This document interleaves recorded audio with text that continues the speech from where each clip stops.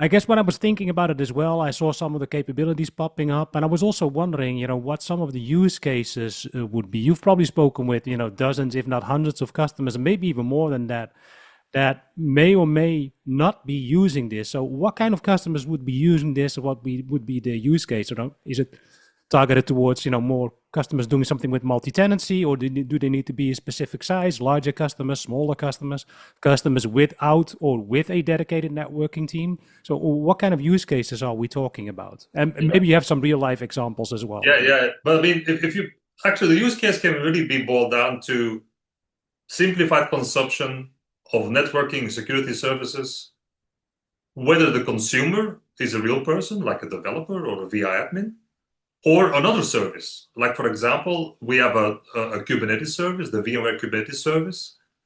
It also basically relies on that VPC style consumption as well. So effectively, it's really simplified consumption of networking. That's really the main use case. Because really, our strategy inside VCF in terms of networking, it isn't to become the ultimate software-defined networking solution. No, I mean, we used to do that with NSX in the past, like competing with the other vendors out there.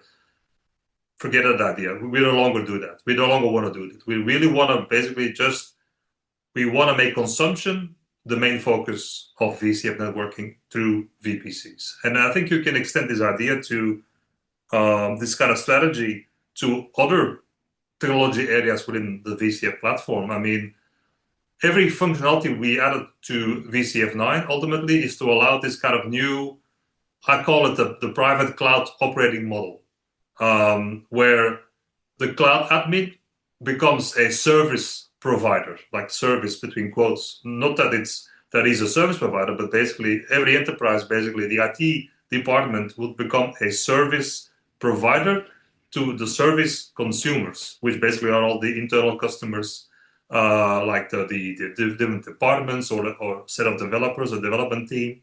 Those would consume those services.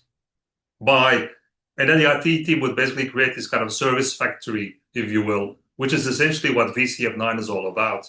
Of course, there's other things involved as well beyond VCF technology, like people, their roles might have to change a little bit, or processes. Maybe you have to kind of tweak the processes internally as well.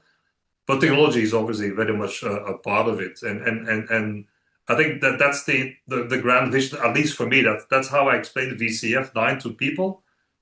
If it's basically allowing you to turn on this private cloud operating model. Because some people say, well, VPCs is just NSX with different name. We just changed the names of the objects. But I think it's more than that. It's an abstraction layer which hides all of the underlying NSX core capabilities, things like routing and IP address management, connectivity to physical networking, just to make consumption very easy. And easy, it's I mean, just from a point of view of the user, you say I want to create a network, a subnet. You basically just have to kind of indicate the size. I need it for 16 VMs or 32 VMs, and then you choose a subnet type, which I can get back to later. You plug in a VM, the VM gets an IP address, boom, and connectivity is achieved. It's as easy as that.